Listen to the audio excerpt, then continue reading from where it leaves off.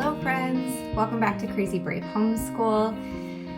Really similar setting here to the last video, and if I can get this all edited by tomorrow or maybe even by tonight, then I will have this second update ready for you guys for my kindergartner's first term of homeschool for the 25-26 school year.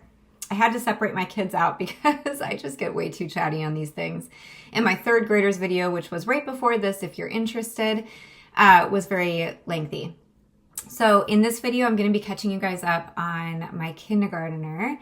So this, my son will be 6 next month. And I guess I want to say this was his first formal year of homeschool, but actually it really was more like last year when we had him in TK, which stands for Transitional Kindergarten. And he did a little bit of formal sit-down work last year. And really that was just because he was motivated and willing and wanting and just wants to kind of follow what his big sister is doing. So my son Woody has very much been a part of our homeschool for the last few years. And so it's no stretch to assume that he is ready to do a little bit of formal schoolwork. And term one has just gone great. I'm excited to tell you guys everything that we did for him. I think I'll do it a little bit differently than I did my daughter, where, and I think like this might be beneficial for new homeschoolers starting with their kindergartners, is that I think how I'll break this down is like by his day. So like how I schedule in all the stuff that I'm going to show you. So I think that could be a little helpful to a new homeschooler. What I do want to mention though is that I did forget to mention a couple things in my last video about what we have done. I think I tend to get kind of caught up in like the schoolwork. And then I sort of forget some of the extra stuff that we've done. And I mean, sometimes I don't really get super into listening to all the personal updates of a homeschool family. So I try not to give like a whole lot of that information. But what I do want to say is that, what did I forget? So I've decided this year that we are going to do service projects for each term. And for term one, we decided to put together craft bags for a local children's hospital near us. And so I ordered, just like easy craft materials or like art supplies that wouldn't be terribly messy, and that would be easy for a child to do who is, kind of like, stuck in bed or more stationary. And so we put in like pony beads with some string or pipe cleaners. We did little like notepads and stickers and pens. We did like what's that clay? It's like air dry clay. Each bag got a little pouch of the clay. And then we put those all together. The kids helped so much with it, particularly my third grader, but Woody definitely helped too. And then we dropped it off at the hospital. So that was really fun. I'm really glad that we did that. Term two, we are going to be making Christmas cards for the paramedics department here in our small town. So I'll tell you more about that as we get to it. But that was our term one project that we did. Another project that we started towards like the harvest time of term one, which was just a couple weeks ago, we have started harvesting seeds in our backyard. And you don't need to be a gardener to do this. There's plenty of plants, right? Obviously, that produce seeds. And we're studying botany this year. So I'll show you a picture. I've got it on a big foam board, lots of little baggies that the kids are harvesting seeds to put into, and then labeling what the seed is, the date, and where the plant was growing. And then in the spring, we will take down all these little bags and sow the seeds in our yard. So this is just a really cool hands-on project to kind of bring that botany study to life. And then one other thing I did forget to mention in last video was our artist study. So I've kind of gone into depth about how we do artist study. I have a whole video about it. But we studied Da Vinci. And you know what? So I'm going to start, and I'll just start here. I'm going to start with my son's update talking about morning basket, because that is the first thing that we do for the day. My kids will meet at the table around, it really should be at 9, but it's usually around 9:15. And they will typically have like a second breakfast with just like breakfast snacky foods. And we will start out with a little YouTube song there's so many educational songs on YouTube. And I really am so grateful to these songs that have taught my kids continents, oceans, compass directions, coin value, so much stuff. And so we'll play a little song from YouTube that we like. And then once a week, we will do artist study. So I'll just hit that since I forgot about it. In the last video, we studied Da Vinci. I had chosen this year to be more intentional with our picture study or artist study. Whereas the last couple of years, we just looked at a picture, we talked about it, and then the kids would replicate it with watercolor in their sketch pads. This year I wanted to do all that, but I wanted to learn a little bit more about the artist. And so this is Woody's here. And this just gives you an idea of like what a kindergartner might be capable of with something like this. The Simply Charlotte Mason Artist Portfolio comes with a biography and of the artist. So I would read a page of that a week, maybe 2 pages. I would have he has his own sketch pad. I'd put in a copy of the artist. I would have him write his name and then the years that he lived. And then this was over the course of 8 weeks. So you can see it's not much. But at the end of the reading, I would ask my son, can you tell me something that you remember about Da Vinci's life? And he would give me a sentence or 2 and I would write it down. That's it. And then we would study the painting, and the kids would do a little replica of the work. And then if he was willing, I would have him label it with the year that it was painted. That went over really well most of the time. He actually sat really well for the biographies, which was impressive. There were some weeks where he did not want to paint. Da Vinci's really hard to paint, obviously. So then I would just say, can you just give me a color palette that you see? Like, what colors do you see in the painting? And he did that for a few weeks. So all in all, I think our artist study went really, really well. I wanted to make sure that I didn't miss that because it's something that we definitely do every term. And we have a new artist that we're starting next week. All right, so sticking with morning basket, something else that we do probably 3 days a week is the morning drills that I've come up with, a whole list of questions.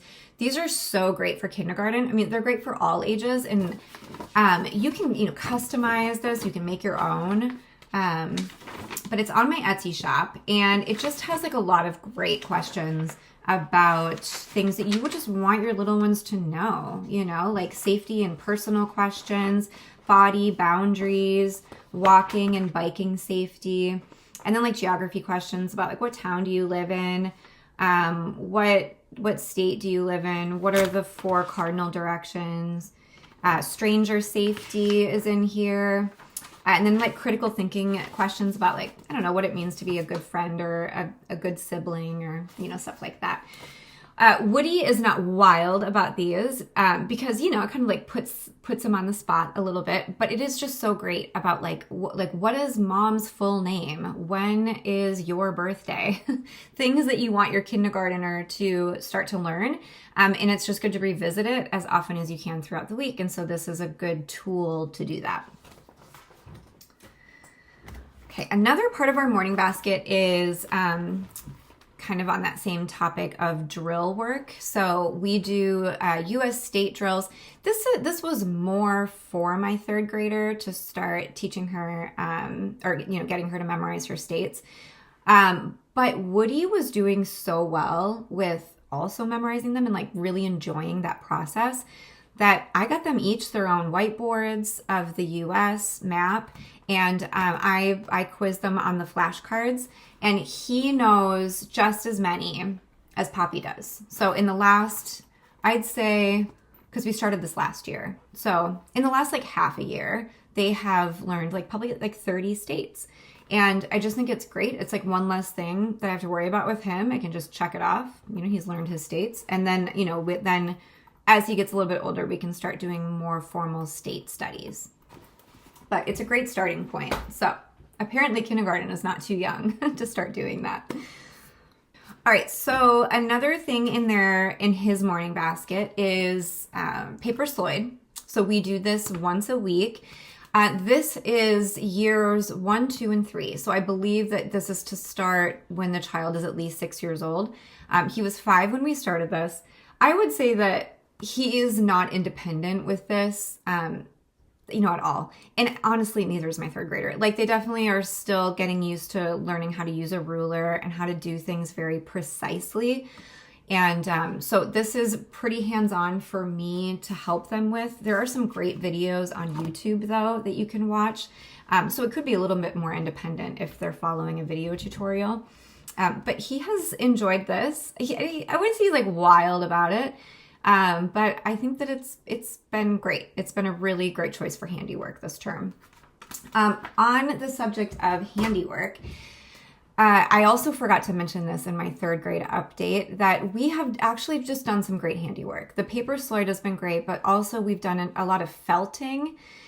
We have, you know, the wool that we'll get from a child's dream. And even my son, who is only 5, has started the felting with the very sharp needles. We wear the little leather gloves, and I have to sit there with him to do it, of course. But just know that kindergarten's not necessarily too young to start felting. And they have some really great little kits on Amazon if you don't want to come up with your own projects. So felting has been great. And this is more for my daughter, but I have to throw it in there. She does they both do a 1 day a week nature program. And one of the weeks she learned to weave a basket with pine needles. I couldn't believe this little basket that she started, that she came home with. I was just like, it was so beautiful. And I just couldn't believe she was learning something so intricate. And I started making one with her. I'll show a video here of her working on hers. Hers is probably about like this big now. And it's just great. If you have a kiddo that really needs to keep their hands busy, weaving a basket with pine needles, turns out it's not very hard. Okay, another part of our morning basket is that we are doing studio art with drawing with children. I kind of went into length about this book and how I'm feeling about this program in just my most recent update with my 3rd grader. This is just like a style of teaching drawing that is not necessarily teaching a child how to draw and how to remember what it is that they've learned how to draw. This is more of like a step-by-step, let's draw a still life or let's draw an animal. And then the kids have a lot of creative freedom to give their work, you know, their own personal touch with colors and with background and all of these embellishments. And it really is a program that supports children in their individual creativity. It has great exercises for relaxing. It's a really well written program. I just think that moving forward, teaching them to draw is going to be a little bit more technical, and I'm looking forward to that too, because they like that too. But this has built a lot of confidence, and I'll just show you a couple of Woody's drawings out of this. Okay, so in the same sketchbook that he has his artist study pictures in, he has his drawings. So let's see. This was a cute one. He did learning to draw a lion. This was a bird. The last one I really liked. I'm so bummed he decided not to color it in, but this is his still life, which I just think is really great. So all in all, the program I think has been a success, but I do know that we'll just be taking a different approach with drawing next time. All right, and then another thing in our morning basket that we do once a week is geography with elementary geography from Charlotte Mason. Again, I kind of went into this book a lot in my last video. So just in terms of how this has worked for my kindergartner, I'm fairly impressed with what he's been able to retain from this. Charlotte Mason has it's older English, but she definitely has like an approachable engaging style of writing that is so well suited for kids, because she's just speaking directly to the children. And yes, there are some terms and some words in here that are above his head, but I gotta say, I'm actually surprised at how much he has retained in comparison to my third grader. I think that maybe Woody just has a little bit more of like an analytical mind that appreciates this kind of thing more than my third grader, who is just like very spirited and very creative, just like maybe a little less interested in this kind of thing. So what we will do is I will put something on the chalkboard about the lesson out of the book, and the kids will copy it to the best of their ability. So this is a little kindergarten notebook I have for him for narrations. This was a lesson where we were talking about the equator, and then he would try to copy what was on the board, and then he would just give me like one sentence. The equator is so hot. The dark side is night. The ice cubes on top and bottom mean it is very cold. So, pretty adequate narration from a kindergartner.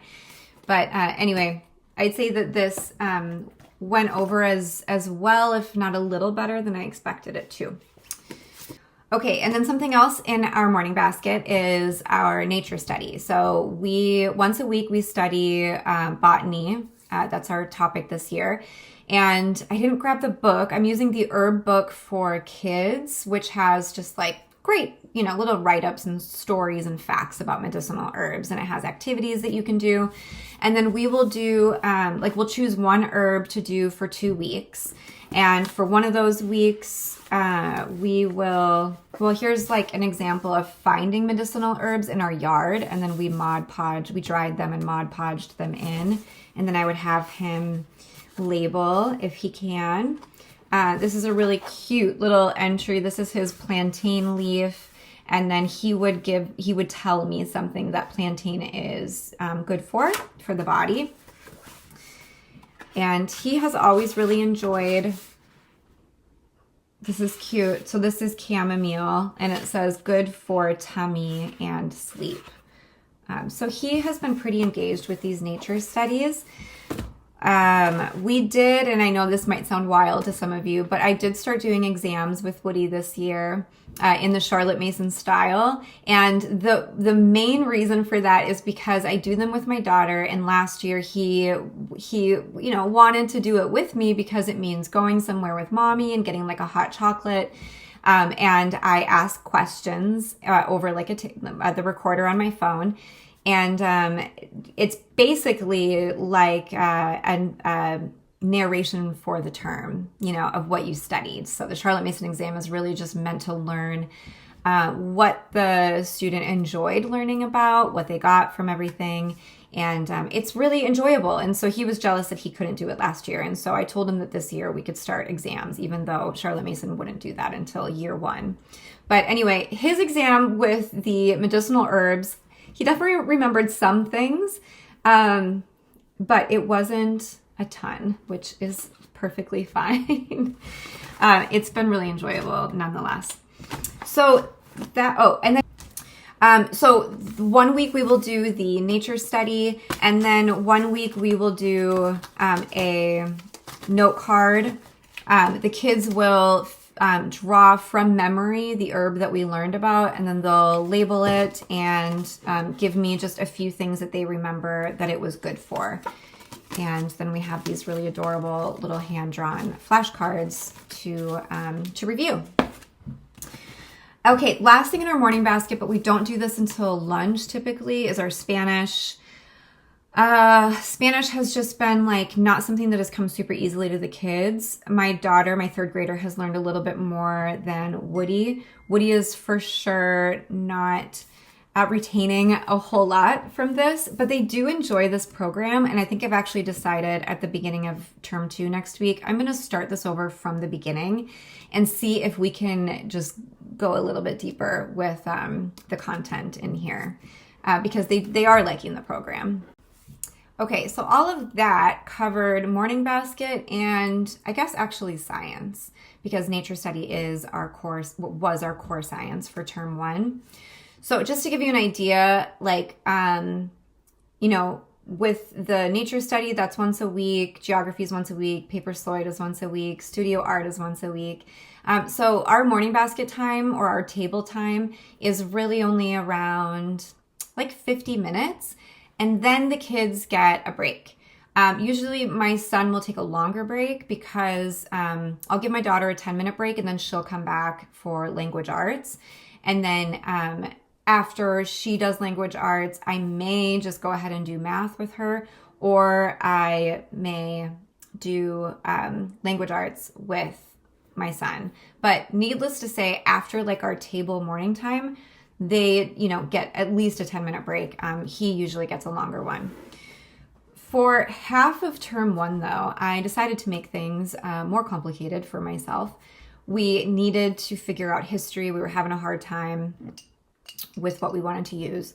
And I decided to bring in the Unfolding Ancient History unit from Little School of Smiths. So she recently released Ancient Egypt. And so I just had FOMO and we needed history. And so I got this. We just finished it up and it went over really well. It is a very project-based program. So the problem is that we're a Charlotte Mason homeschool, which means we have a lot of these other enrichment subjects. And so bringing in a project-based kind of unit study was tricky, because here we have this table time that's supposed to only go 50 minutes.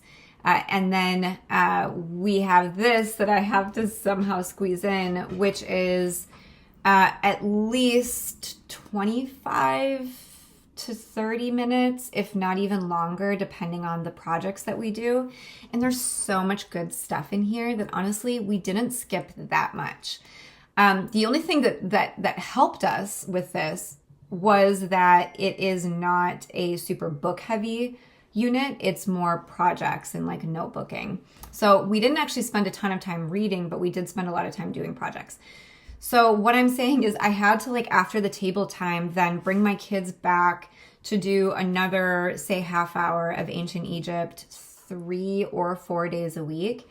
And then we would get to core subjects. But this went great. It wasn't like too much for him. He sat in for all of it. Like I don't think that he was excused for any of it because he was just totally down. This is his cute little final portfolio where he decorated the cover.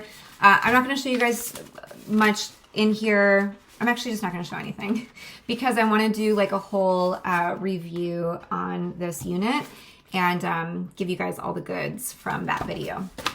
But that was our 6-week history. I actually am still using a history program for Woody that it's very supplemental. It's very gentle. This would have been totally fine with me for history for kindergarten. I honestly needed something for my 3rd grader, and that's why I got this. But Woody was just totally into it. So what I actually had planned for him all along was the history of me from Blossom and Root. I kind of changed up the cover. This isn't totally what it looks like. This is like arts and music and history, and we only are doing the history of me with this. And we have actually been diligent and have stuck with this every week. So he'll do 1 page a week of, at first it was like the history of him, like where he was born and what his name means, and maybe a little story from when he was a baby. And then it starts getting into the history of his family. And this is really cute. So then this starts going into like family profiles of different family members. So he chose his uncle to do a profile on, and it's like 4 weeks of filling in stuff about his uncle, and it's really sweet. And what's even better is that my kids are closer with my husband's side of the family than mine, and so my husband actually has been sitting in and doing this with him once a week because he chose his brother to write about. So that's been great. It's been something off my plate. Okay, this video might be just as long as my daughter's. All right, so that is morning basket and social studies. So we just have to hit math and language arts. Let's do math first because it's faster. Okay, so for math, I don't have it because I probably put it away forever and ever.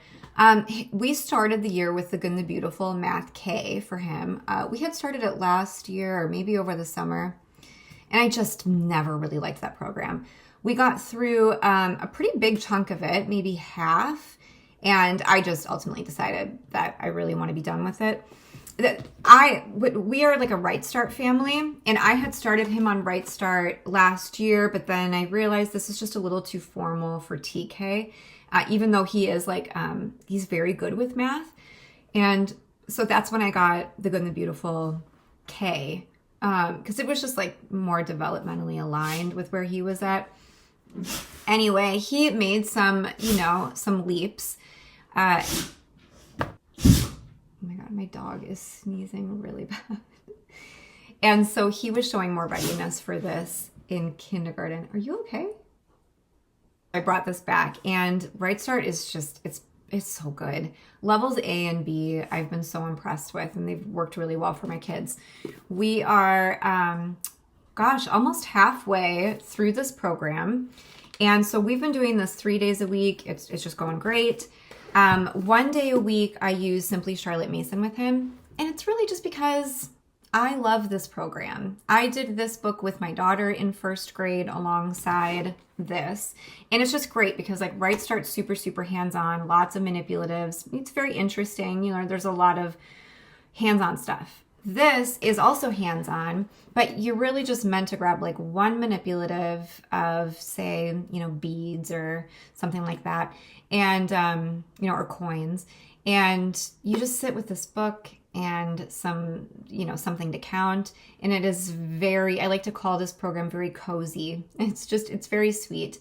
It gets a little redundant though, and I do love the variation of concepts in this first one. Like the quality of numbers in this is so fantastic.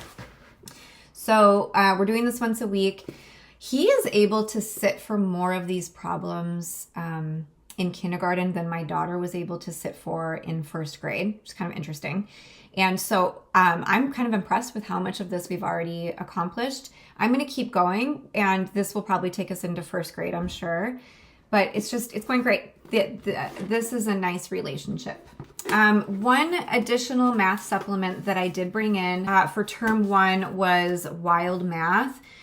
So on Fridays is when I do the Simply Charlotte Mason. But I was thinking I wanted to bring in something fun and just like more creative for math because my daughter was kind of like itching for something a little more fun. So I got 3rd grade Wild Math and 1st grade Wild Math. And for 7 weeks, we did this program where you choose the activities that, you want to do. It's very open-ended like that. And it was really fun. I even got like so many supplies for this program. I think I figured that we were really going to stick with it and do it all year. So I just got like all of this outdoor math stuff. And really you can just like go to the thrift store and find stuff. But my son lost interest in this and just didn't want to do it anymore. And my daughter really still liked it, but planning it out for one kid when the other one doesn't want to do it was just not very fun. So I have some other ideas for more enrichment math that I'm going to be bringing in next term that I'll talk about in a different video. But this just sort of fell off for us last term. Okay, great. Let's talk language arts. Okay, so Woody, in these younger years, if you want to go with a lit-based language arts program, you're likely going to need a phonics program in addition, right? Because kindergarten is when you really start doing all the phonics stuff. So for his like literature-based, because we're a Charlotte Mason homeschool, I wanted to get a literature-based language arts for him and decided to do Blossom and Root level 0. I hadn't done this before. I had done level 1 with my daughter in first grade. And I guess this is the student notebook. So this has a slew of books. It has activities, like little literature activities, projects. It has copy work. It does have some like letter play, word play. Much like Blossom and Root Level 3, I really decided to adapt this to my own style. And honestly, am not using a whole lot of this with him. I realized that the book list was really not going to cater to his taste. And so there's only been a few books that we've read from the program. What we do out of this, though, is the copy work once a week and the narration pages for the books that we read. Is there anything else? I don't think so. Because the phonics work in this, I just don't really need. I have some other phonics programs that I use. So let me tell you the books that we read before I move on from Blossom and Root. These are not in the order that we read them. We tried Heartwood Hotel. So he's never been read a chapter book before, and I was really surprised that there are a couple chapter books in Blossom and Root Level 0 because there aren't any in Level 1. It's all picture books. I think that he could sit for a chapter book if it was more his style, but this is as far as we got. This was a cute little paper Sloyd bookmark that we made. We only got to chapter 5. He likes cutesy things, but this was not exciting enough for him. My kids are tough, they require a good story. And I know some families just totally love the series, and I have no doubt that the story is good. But they just require a lot of action, I think. And I gotta say, my husband and I were reading this to him, and we were very bored. So I'm not terribly upset about it. Okay, so that one didn't work out great. I guess I'll hit the ones from Blossom and Root that we read before I tell you what I pulled in. Oh no, there's only one more. Okay, so the other ones that we read were Frog and Toad Are Friends, and he really likes these. We had never read these to him before, and so these have gone over great. I've been really pleased with this. So those are kind of the only two from Blossom and Root that I've tried with him. There was one, How Alma Got Her Name was from week 1, and he didn't like that one. So the books that I pulled in, I wanted to keep it somewhat seasonal or related to our other subjects. So I pulled in Cactus Hotel, since we're learning about botany, and he loved this one. This one is about the life of a cactus and all the animals that rely on the cactus as a home. And really, it's about a specific cactus that grows really, really, really tall. And he just thought it was fascinating. So this went over great. We did a Kite for Moon, and he really liked this one a lot too. He's pretty interested in the sky and the moon and astronomy. And I'll mention too, so since I started pulling in my own books, I couldn't rely on the Blossom and Root Teacher's Guide for any kind of creative ideas. So I got on ChatGPT, and not for every week, but for several weeks, I had ChatGPT give me a literature project based around the book that I had chosen. And we did a really cute kite craft with this one. Room on the Broom. So now I'm kind of getting into more seasonal books. I wanted to get some autumn books. Room on the Broom he loved. We had not read this one yet. And for this, we did a story basket retelling, which is a pretty big thing in Blossom and Root. My daughter, when she was in first grade, loved the story basket, and Woody's really liking it too. So this was really fun doing that. It's you're retelling the story with props. Crow, Not Crow. This is a really cool one about studying birds, but he didn't really like it. I think it's because we studied birds last year, and he knows what a crow is and what not crow is. And so I think he was just a little bored by it, but I thought it was a really sweet book. The Kissing Hand was really cute. He liked this one a lot. This is very festive. I forget if we did a project with this one. Possum's Harvest Moon, he liked a lot, and we did a really cute little autumn harvest craft with this one as well that went over great. And then we read one story out of this one, The Emperor's New Clothes, and he liked that story. But my daughter was especially excited for him to read it because she loves that story, and so she was kind of a part of it that week. I think she's more excited about it than he was. But anyway, it went over pretty well. Okay, so one other component to Woody's language arts that I haven't hit yet is the fact that Woody is learning cursive this year. And this was definitely something I knew would be a risk. Cursive is pretty complicated. Well, I think traditionally pretty complicated for a kindergartner, isn't introduced until later. I knew I wanted to introduce it to my daughter in 3rd grade. And the reason I brought my son in to these lessons is because he was really not enjoying the handwriting with the good and the beautiful. He was protesting it quite a bit. And I have to say, like, Woody's penmanship is quite nice for a 5-year-old. And I know in some circles, it's encouraged to bring in cursive alongside print handwriting as soon as the child is able to properly hold a pencil.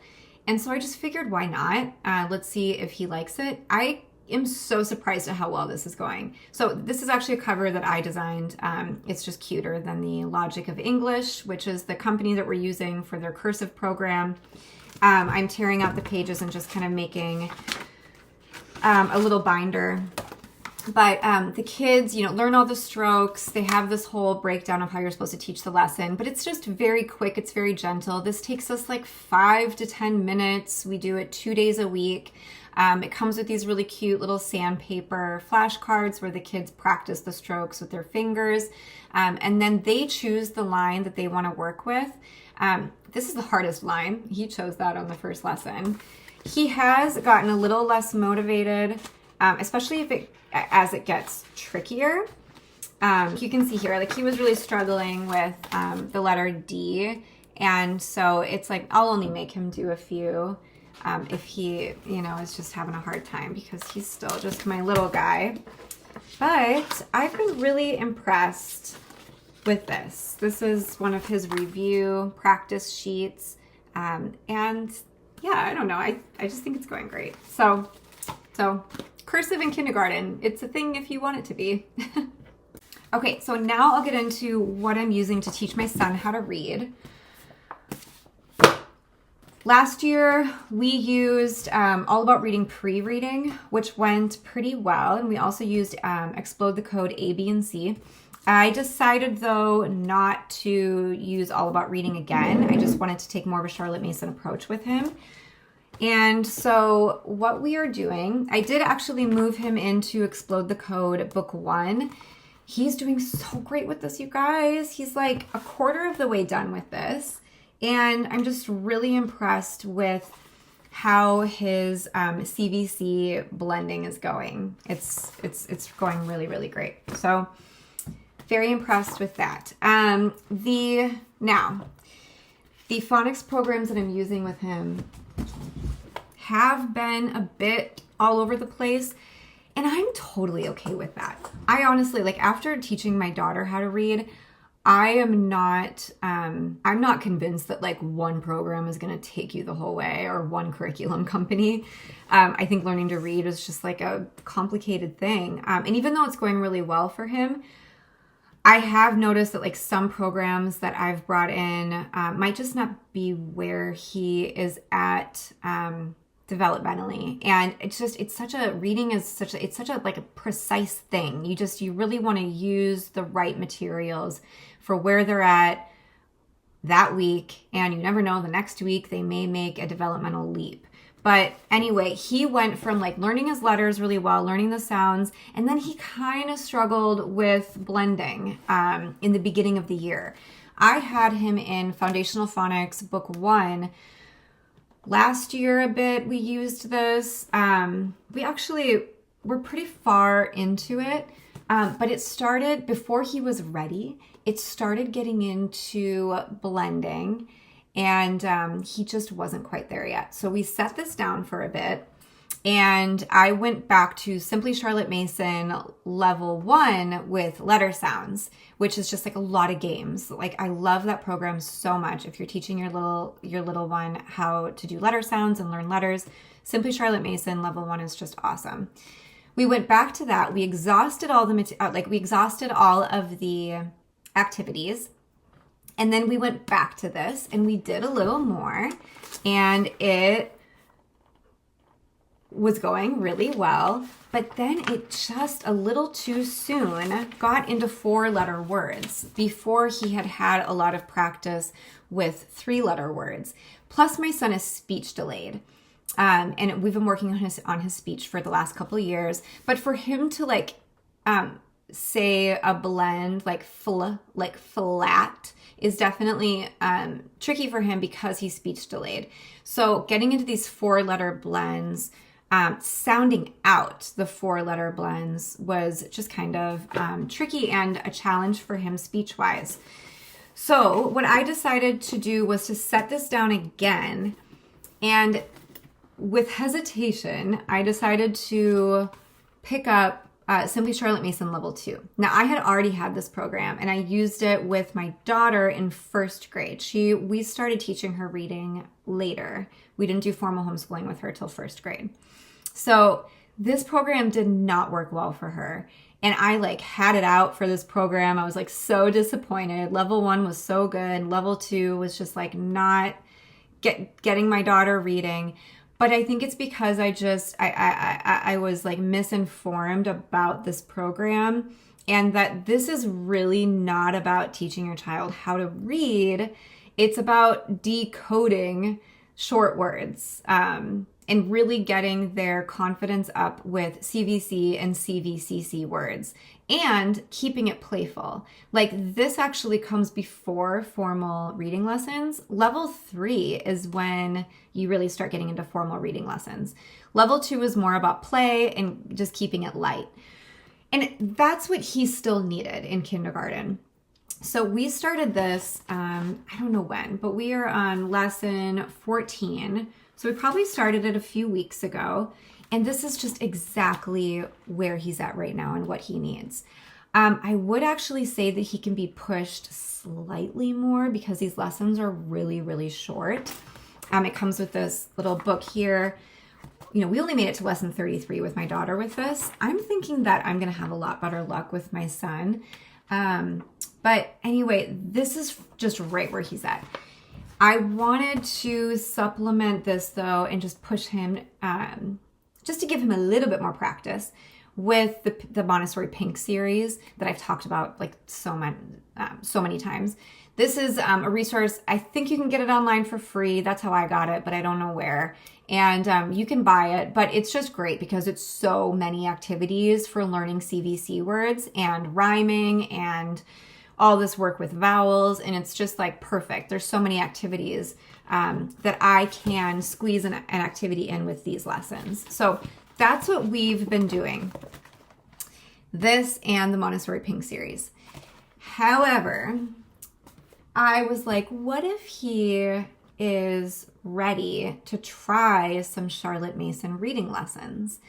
And you're really, not supposed to start until the child is 6. He'll be 6 next month. But he was doing so well blending his CVC words. And even though he's got that speech delay, I was like, well, let's just try this program that I picked up that I've been looking at for a while. It is 100 Gentle Lessons in Sight and Sound by A Gentle Feast. I've never used anything from them. This is the first thing. The Charlotte Mason reading lessons in this were very similar to what I was actually just planning on doing myself.